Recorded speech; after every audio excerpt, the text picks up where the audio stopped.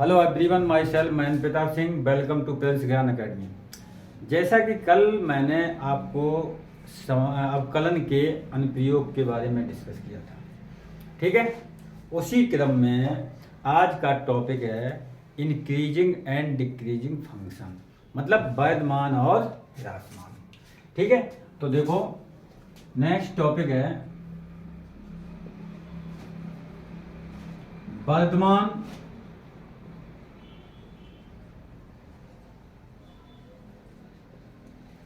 और ह्रासमान।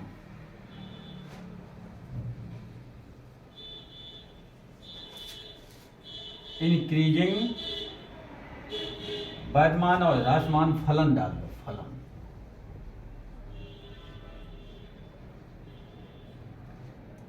Increasing and decreasing function,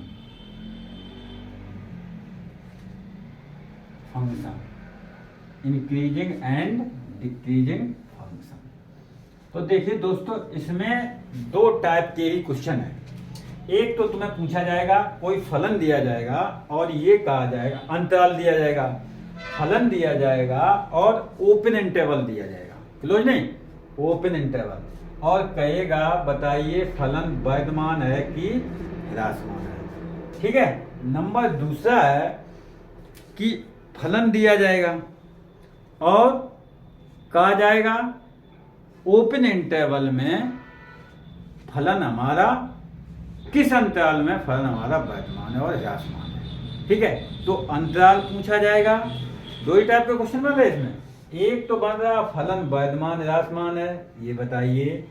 दूसरा question बन रहा है इसमें कि हमारा फलन वर्धमान और ह्रासमान है तो किस अंतराल में है, अंतराल ज्ञात कीजिए, अंतराल पूछा जाएगा। टू टाइप के ही क्वेश्चन इसमें बन रहे हैं। तो देखो, एक एक पर हम डिस्कस करेंगे। सबसे पहले क्या करेंगे हम, वर्धमान। सबसे पहले हम देखेंगे वर्धमान, ठीक है, वर्धमान फलन। देखो, और वर्धमान में दो टाइप होते हैं। वर्धमान मतलब इंक्रीजिंग फंक्शन, मतलब फलन हमारा वर्धमान कब होगा। देखिए, जैसे कोई फलन दिया गया हो, ठीक है, अगर वो लगातार बढ़ता रहे, ठीक है, कहीं भी कट ना करे और कहीं डाउन ना हो, और वो लगातार बढ़ता रहे, तो हम कह देंगे कि फलन हमारा निरंतर वर्धमान है। तो पहले डिस्कस करेंगे हम निरंतर वर्धमान पर। निरंतर वर्धमान स्ट्रिक्टली इंक्रीजिंग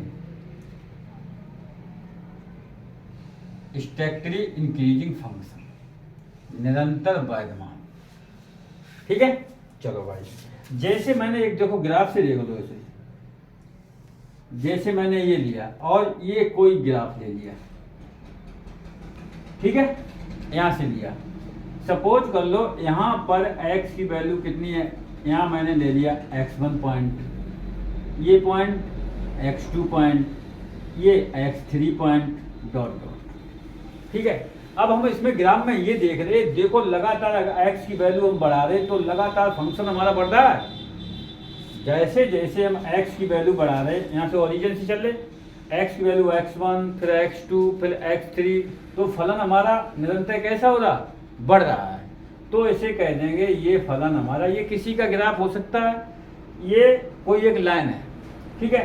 तो देखो ये लगातार बढ़ रहा है ग्राफ, तो हम इसे कह देंगे ये निरंतर वर्धमान है। ये फलन हमारा कैसा है, निरंतर वर्धमान, मतलब x का मान बढ़ाएंगे तो फलन का मान भी बढ़ रहा है। x का मान बढ़ाने से हमारे फलन का मान देखो बढ़ रहा है, तो हम कह देंगे फलन हमारा निरंतर वर्धमान है, मतलब स्ट्रिक्टली इंक्रीजिंग है, ठीक है, ध्यान रखना है। यदि ऐसे लिख लो, यदि x1 is less then x2, मतलब x1 का मान हम x2 के से छोटा ले रहे हैं, तब fx1 is less then fx2, तो फलन का मान भी बढ़े और लिख देंगे for all x belong to open interval a comma b, मतलब a और b के बीच हम ले रहे वैल्यू, a और b के लास्ट वैल्यू है b, x equal to b और x इक्वल टू, ठीक है। अगर हम x का मान बढ़ाते हैं, x का मान सपोज कर लो मैंने कितना लिया, जैसे मैंने फलन fx बराबर मान लिया 2x प्लस या 2x ही मान, ठीक, x की वैल्यू मैंने मान लो 2 ले ली, और तो f2 क्या मिलेगा, 2 इंटू 2 इक्वल टू क्या मिला 4, ठीक। अब मैंने ये x1 कह दो, x2 मान लो 3 ले ली, मतलब x2 की वैल्यू x1 से बड़ी ही लेंगे, तो f3 इक्वल टू 2 इंटू 3 कितना आ गया, 6 आ गया।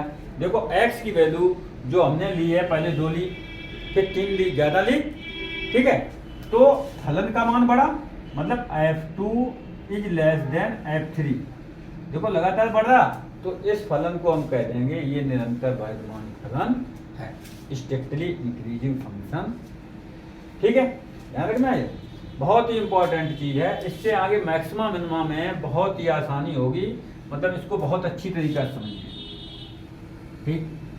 अब आती है वर्धमान के बाद, वर्धमान फलन। वर्धमान फलन क्या होता है, केवल इंक्रीजिंग फंक्शन, इंक्रीजिंग फंक्शन, ठीक है। जैसे मैंने ये देखो कोई ग्राफ लिया, ये कोई ग्राफ लिया और यहां से चले हम, देखो बढ़ भी रहा है और डाउन भी हो रहा, ऐसे डॉट डॉट चल रहा, ठीक है। ध्यान से देखना, देखो x का मान बढ़ भी रहा और इक्वल की भी कंडीशन आ रही, बढ़ भी रहा है, मतलब x1 का मान मैंने लिया कितना, यहाँ मान लो x1 ले लिया, यहाँ पर x2 ले लिया, ऐसे मान बढ़ा रहे, x का मान बढ़ा रहे, x1 x2 को मान जैसे बढ़ाएंगे तो फलन का मान बढ़ेगा भी और बराबर भी हो जाएगा, बढ़ भी रहा, मतलब कहने का मतलब ये है, यदि x1 is less then x2 तब fx1 is less than equal to भी आ सकता है, इक्वल टू आ जाए, मतलब x1 का मान x2 से छोटा लिया, x2 बड़ा लिया, और फलन का मान fx1 से बड़ा भी हो सकता है और बराबर भी हो सकता है, मतलब बड़ा भी हो और आगे चल के कहीं बराबर भी आ जाए, तो हम कह देंगे तब फॉर ऑल x1, x2, यहाँ पर लिख दें x1, x2 belong to open interval a, b, a को भी a और b के बीच लिया मैंने, ठीक है। अगर ऐसी कंडीशन इक्वल की कंडीशन आ जाए तो हम कह देंगे फलन हमारा वर्धमान है, इक्वल की नहीं बराबर बढ़ रहा है, ठीक, तो निरंतर वर्धमान, ठीक है। चलो नोट डाउन। अब इसके बाद है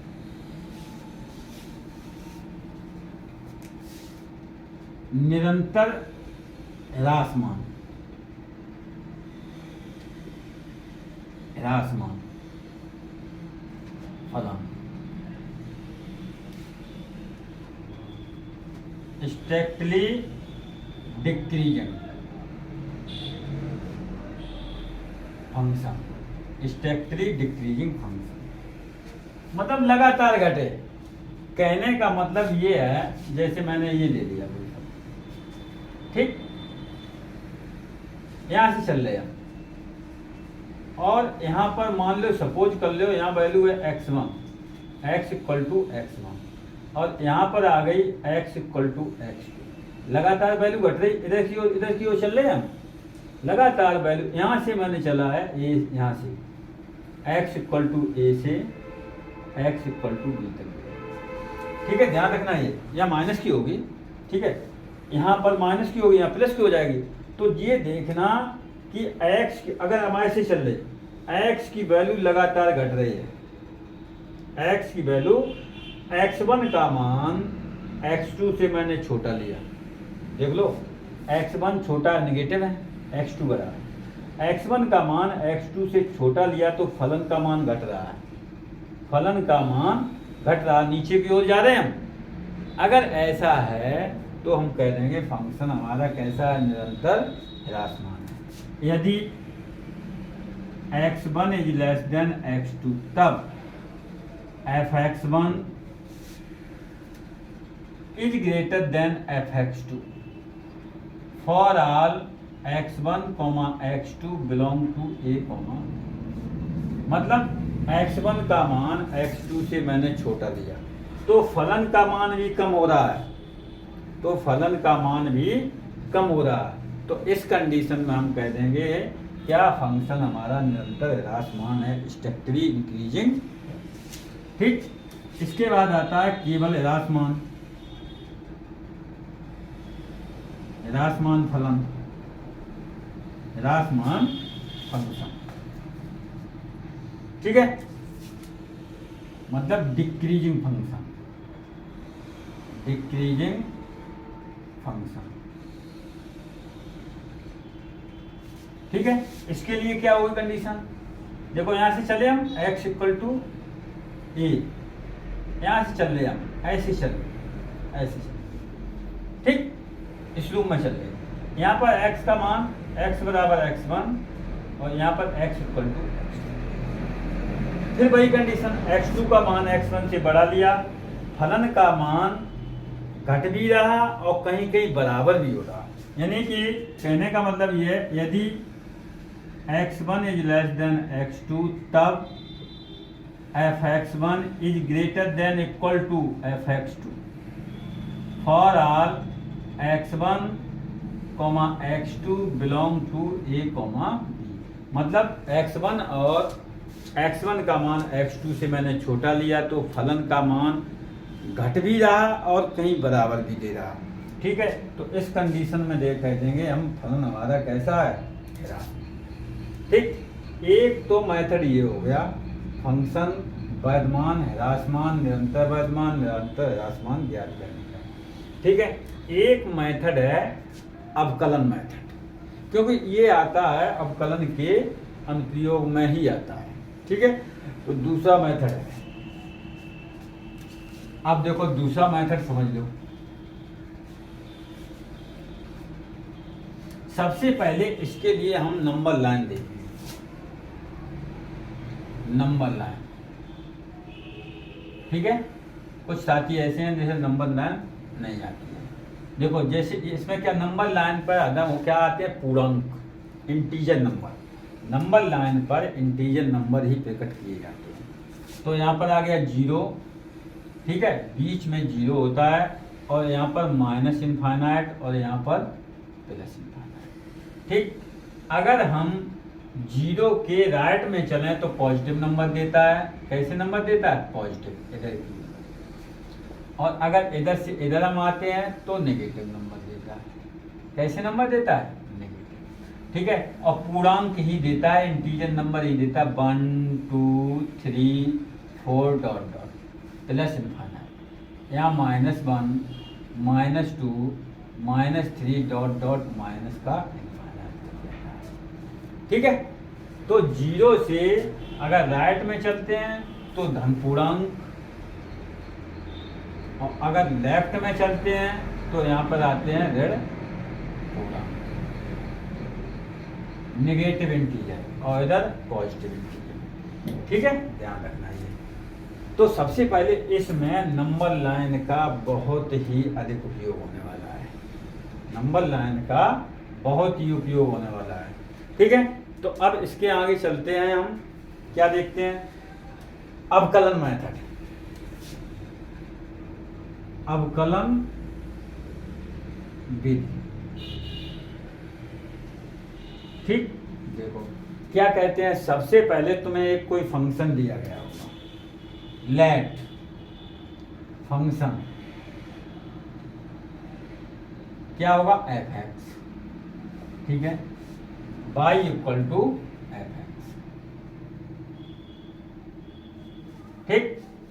कोई फंक्शन लेट कर लिया y equal to f x, इसका हम वन टाइम डिफरेंशियल करेंगे, differentiate with respect to x, तो क्या मिला, dy by d x equal to f dash, dy by d x equal to f dash, ठीक है। अब हम क्या करेंगे, एफ डैश एक्स मतलब dy बाई टर्निंग पॉइंट निकालेंगे, क्या निकालेंगे, टर्निंग पॉइंट। टर्निंग पॉइंट क्या होते हैं, टर्निंग पॉइंट वे पॉइंट होते हैं जिन पर dy बाई डी एक्स का मान 0 होता है। टर्निंग पॉइंट क्रांतिक बिंदु, प्रतिच्छेद बिंदु वे बिंदु होते हैं जिन पर dy बाई डी एक्स का मान 0 होता है। तो कैसे निकालेंगे, पुट करेंगे dy by d x equal to 0, dy by d x equal to 0 रखने पर हमें x के मान मिल जाएंगे, भाई हमारे होंगे क्या, टर्निंग पॉइंट, ठीक। फिर क्या करेंगे हम, dy बाई डी एक्स जो x के मान मिलेंगे उनके बीच में, माइनस अनंत से प्लस अनंत के बीच में ही मिलेंगे, तो उन पॉइंटों के बीच में चलेंगे और हम dy बाई डी एक्स में रखेंगे और ये देखेंगे कि उन पर dy बाई डी एक्स का चिन्ह कैसा आता है। उन पर dy बाई डी एक्स का, मान लो x का मान 2 मिल गया, ठीक है, x का मान 2 मिल गया, एक नंबर 2 मिल गया, तो x का मान 2 है, तो माइनस इनफाइनाइट से चलेंगे यहीं तक जाएंगे, इनके बीच में ये देखेंगे dy बाई डी एक्स का चिन्ह कैसा आ रहा है। अगर प्लस का आ रहा है तो फलन हमारा बाध्यमान होगा, अगर माइनस का आ रहा है तो माइनस अनंत कॉमा 2 में फलन हमारा ह्रासमान होगा। और कुछ भी नहीं है, बहुत सिंपल चीज है, केवल थोड़ा ध्यान रखें, छोटी छोटी बातों का ध्यान रखें, ठीक है। तो मैंने बताया पहले से आपको, इसमें 2 प्रकार के क्वेश्चन है, एक तो फलन हमारा बाध्यमान और ह्रासमान देखना, और दूसरा है कि क्या निकालना, अंतराल निकालना है, तुम्हें इंटरवल निकालना है, ठीक है। तो देखो इस पर क्वेश्चन कहते हैं, तो एक क्वेश्चन है, पहले ऐसा कहते हैं जो शॉर्ट क्वेश्चन आते हैं 2-3 नंबर का, 1-2-3 नंबर के आते हैं, उसको हम करके देखते हैं, ठीक है।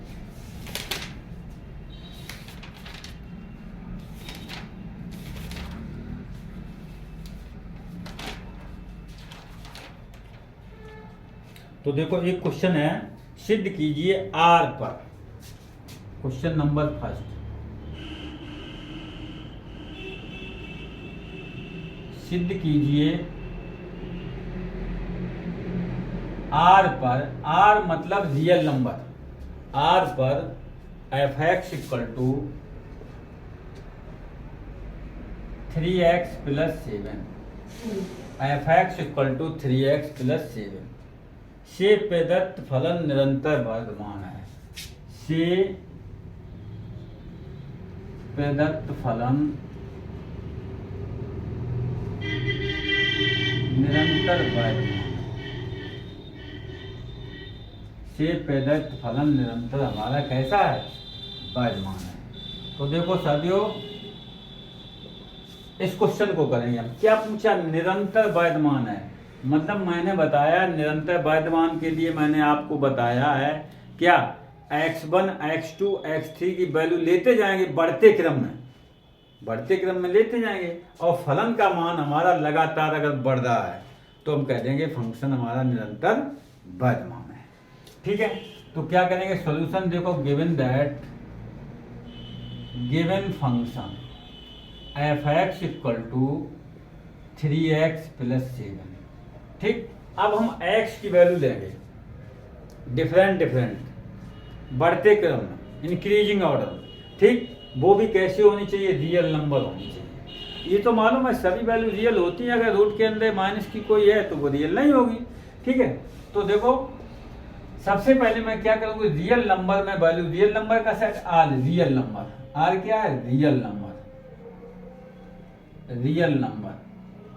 मतलब वास्तविक संख्याएं, वास्तविक संख्याएं, ठीक है। अच्छा, अब हम वास्तविक संख्याएं ही लेंगे।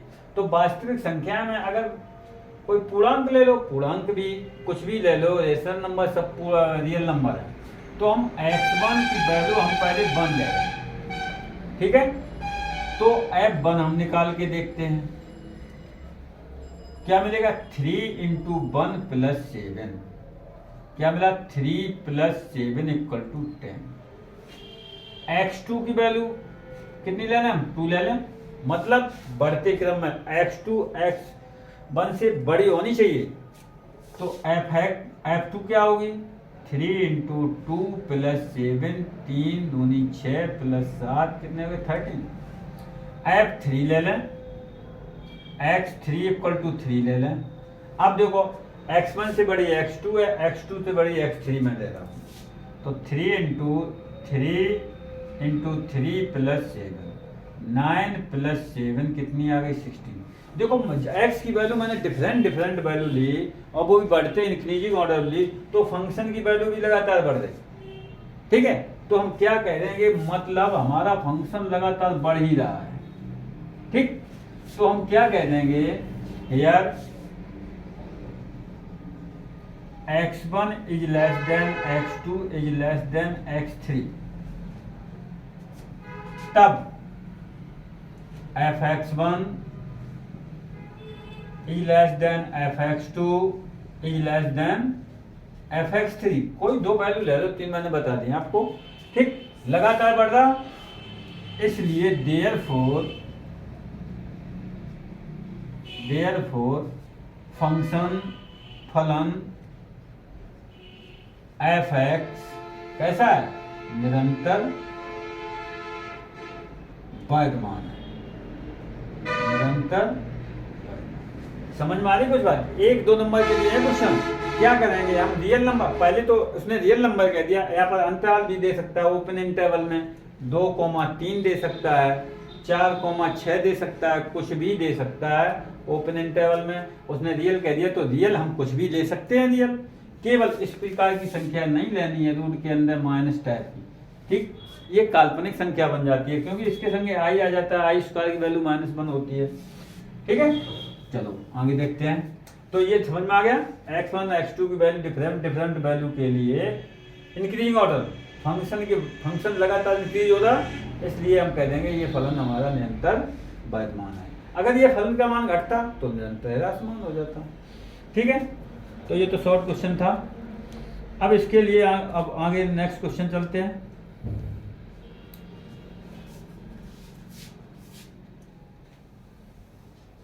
देखो नेक्स्ट क्वेश्चन देखते हैं। एक क्वेश्चन है, सिद्ध कीजिए कि r पर fx बराबर 2e⁻2x से प्रदत्त फलन निरंतर वर्तमान है। देखो fx = e⁻2x, बहुत अच्छा क्वेश्चन है। सिद्ध कीजिए कि r पर fx = e⁻2x से प्रदत्त फलन निरंतर वर्तमान है। आप सभी को मालूम है जो e की वैल्यू होती है 2 और 3 के बीच में होती है, ये मैंने प्रूव भी करवाई है, ठीक। e की वैल्यू 2 और 3 के बीच में होती है, ठीक है, ध्यान रखना है। या ऐसे लिख देते हो open interval 2,3 e belong to 2,3। तो देखो सोल्यूशन इसका देखते हैं। fx और रियल नंबर में ही बताना है, ठीक, e⁻2। अब देखो x1 हम ले रहे हैं, 2 और 3 के बीच में ही ले, 2 और 3 नहीं लेना, ओपन इंटरवल है, 2 और 3 के बीच में ही लेना है। 2 और 3 के बीच में हम 2.5 ले लें या 2.25 ले लें, 2.25 ले लें। तो e की पावर, हाँ एक मिनट, e की वैल्यू जो होती है 2 और 3 के बीच में होती है, ठीक है। तो हम 2.5 ले लें e की वैल्यू, और x की वैल्यू रियल नंबर ही लेनी है, सॉरी कुछ उल्टा बोल गए थे, x की वैल्यू हम 1 ले रहे हैं, ठीक है। तो f1 = रियल नंबर, यहाँ पे लिख देना x1, x2 belong to real number, e की पावर 2 इंटू 1, तो ई स्क्वायर मिला, और ई की वैल्यू अगर हम 2.5 रख दें तो इसका स्क्वायर करेंगे तो 6.25 होगा। बोलो बोलो भाई, 6.25। ई की वैल्यू मैं ये ले रहा हूँ 2.5। एक्स इक्वल टू 2 ले रहे, इंक्रीजिंग ऑर्डर, तो F2 इक्वल टू ई की पावर 2 इंटू 2, तो ई स्क्वायर, ई की पावर 4, ई स्क्वायर का होल स्क्वायर, और ई स्क्वायर की वैल्यू हम ये निकाल चुके। बोलो बोलो भाई, अगर इसका स्क्वायर करेंगे तो इससे बड़ा आएगा, तो 6.25 का स्क्वायर हम करेंगे 6.25, 5 पंचे 25, 5 दूनी 10, 2 12, 5 पंचे 25, 5 दूनी 10, 2 12, 1 5 30 31, 2 पंचे 10, 2 दूनी 4, 5 और 2 छक्के 12, 6 पंचे 30, 6 दूनी 12, 3 15, 6 छक्का 36, 1 37, 5 2 6 और 5 0 8 3, और पॉइंट होगा 1 2 3 4। यहाँ पर क्या आ गया 38.0625। क्या हम लोग ये देखते हैं F1 और F2, F2 F1 से बड़ा है? बोलो बोलो भाई, क्या लिखोगे here? F1 is less then F2, अर्थात X1 is less then X2 तब Fx1 is less then Fx2। देखो आगे बढ़ रहा है, तो देखें इसलिए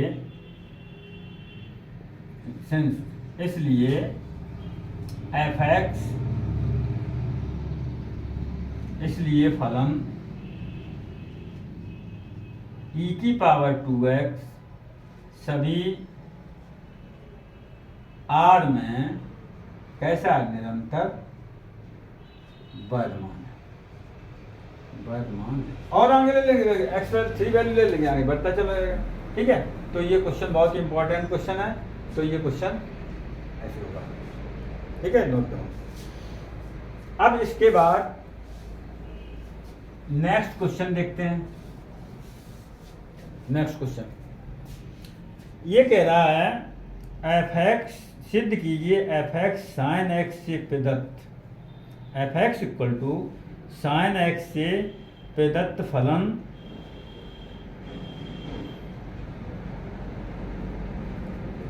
चलो एक फलन वर्तमान ह्रासमान में और देख लेते हैं। ठीक है, वर्तमान और ह्रासमान ये पूछ रहा है अंतराल ज्ञात कीजिए। क्वेश्चन है नेक्स्ट, अंतराल। अब इंटरवल निकाल ले। अभी तो मैंने वर्तमान ह्रासमान फलन बता दिया, अब इंटरवल बता रहे, अंतराल। बहुत सारे क्वेश्चन करवाएंगे। अंतराल ज्ञात करो, अंतराल ज्ञात करो।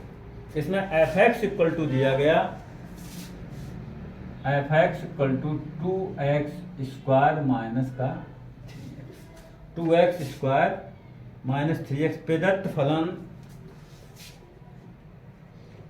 प्रदत्त फलन निरंतर, नंबर 1 निरंतर वर्तमान है, स्ट्रिक्टली इंक्रीजिंग और निरंतर ह्रासमान है। फलन हमारा निरंतर वर्तमान है और निरंतर ह्रासमान है। ठीक है, तो सबसे पहले, और किस अंतराल में, ये सवाल कह रहा है किस अंतराल में फलन हमारा निरंतर वर्तमान है और निरंतर ह्रासमान है। तो देखो सॉल्यूशन भाई इसका, given function f(x) equal to 2x square minus का 3 है। एक मैंने आपको अंतराल निकाला जाएगा तो डिफरेंशियल मेथड यूज करना पड़ेगा। ठीक है, ध्यान रखना ये। तो क्या करेंगे, सबसे पहले हम इसका डिफरेंशियल करेंगे, differentiate with respect to x। तो क्या f(x) का f'(x) ये क्या हो जाएगा 4x माइनस x का 1 3 है। ठीक है, अब क्या निकालेंगे, टर्निंग पॉइंट, क्रांतिक बिंदु for value of x, x की मान के लिए, इन्हीं को कहते हैं turning point. Turning point f dash x equal to 0, तो 4x minus 3 equal to 0, x equal 4x equal to 3, x equal to 3/, तो x की वैल्यू मुझे मिल गई 3/4। ठीक है, ये देखो क्या किया मैंने, एक बार इसका अवकलन किया x के सापेक्ष, x के मान के लिए f dash x equal to 0, तो x की वैल्यू मिल गई 3/4। ठीक, अब देखो, अब सबसे बड़ा इंपॉर्टेंट रोल, सबसे बड़ा इंपॉर्टेंट रोल है नंबर लाइन।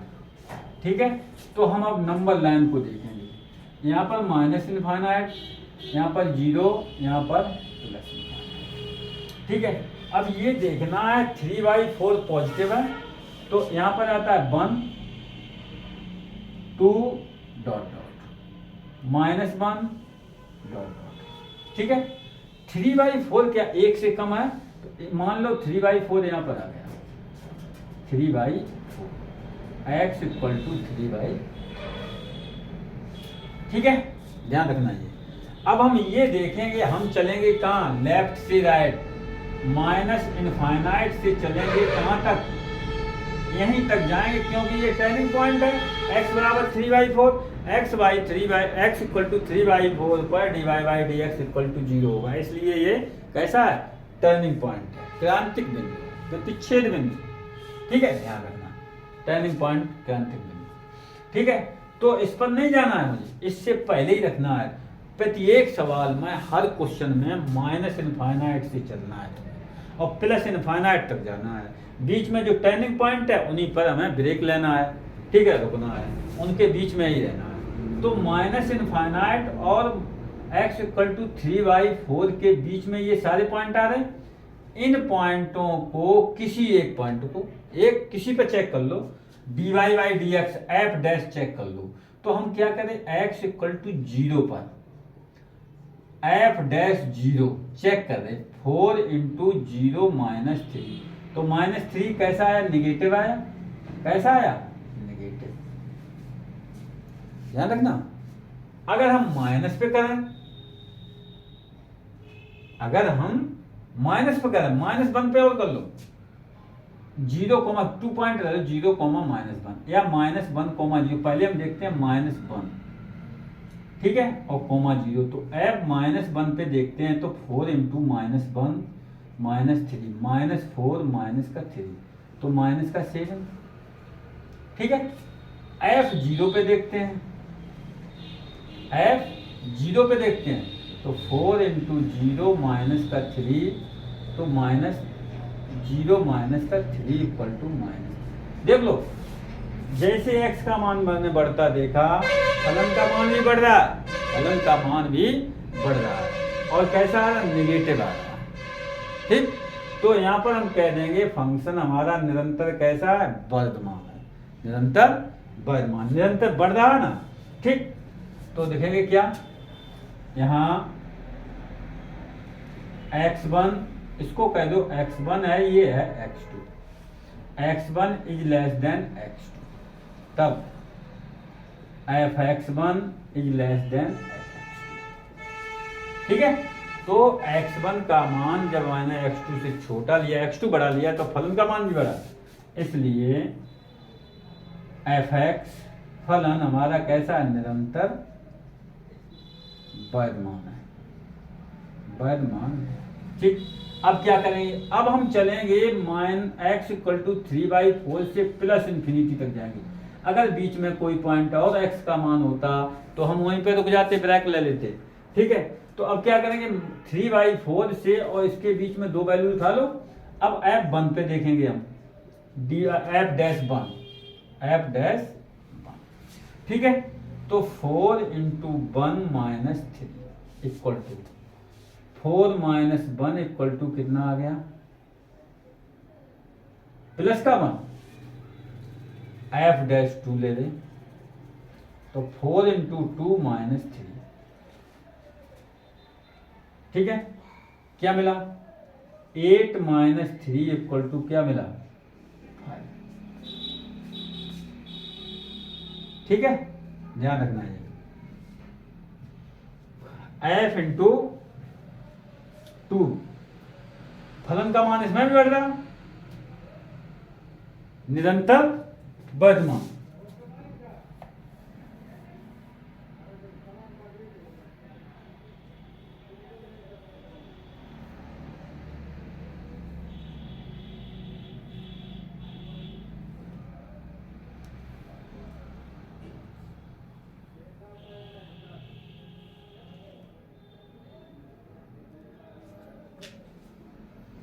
निरंतर ह्रासमान, निगेटिव आ रहा,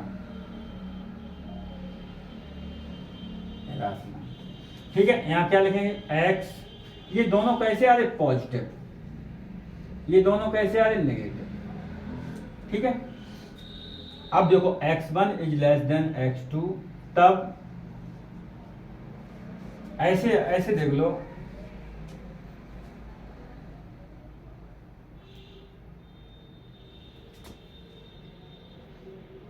यहां पर एक बार थोड़ा और लिख लो, सुधार कर लो। क्या लिखेंगे,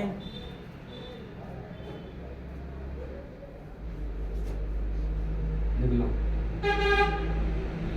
f(x), इसलिए f(x) माइनस इनफाइनाइट कॉमा 3/4 में निरंतर ह्रासमान है, निरंतर ह्रासमान है। ठीक है, f(x) या चूंकि f'(x) क्या 3/4 कॉमा इंफिनिटी में कैसा है, पॉजिटिव है, पॉजिटिव है, इसलिए f(x) 3/4 कॉमा इनफाइनाइट में निरंतर कैसा होगा, वर्धमान। कैसा है, पॉजिटिव। देखो फिर देख लो एक बार, रिपीट कर दें, थोड़ा मिस्टेक हो जाएगा था लिखने में। सबसे पहले मैंने क्या किया, एक बार डिफरेंशियल किया और f'(x) = 0 लेके x की वैल्यू निकाल ली। अब माइनस इनफाइनाइट से प्लस इनफाइनाइट चलना है, तो माइनस इनफाइनाइट x की वैल्यू 3/4 वहीं पर रुक गई। अब दो भागों में लाइन पर हमारी बट गई, तो माइनस इनफाइनाइट और 3/4 के बीच में मैंने देखा कोई एक पॉइंट ले लो, दो पॉइंट ले लो, और दोनों पे f'(x) कैसा मिल रहा, नेगेटिव। मतलब इस बीच में ये कैसा आ रहा, f'(x) नेगेटिव। तो नेगेटिव आ रहा तो हम कह देंगे माइनस इनफाइनाइट कॉमा 3/4 में हमारा फलन निरंतर कैसा है, ह्रासमान है, निरंतर ह्रास। दो वैल्यू ली मैंने, फलन बढ़ रहा, निरंतर ह्रासमान, निगेटिव आ रहा। इससे कोई मतलब नहीं फलन बढ़ रहा या घट रहा, निरंतर कैसा है, ह्रासमान है।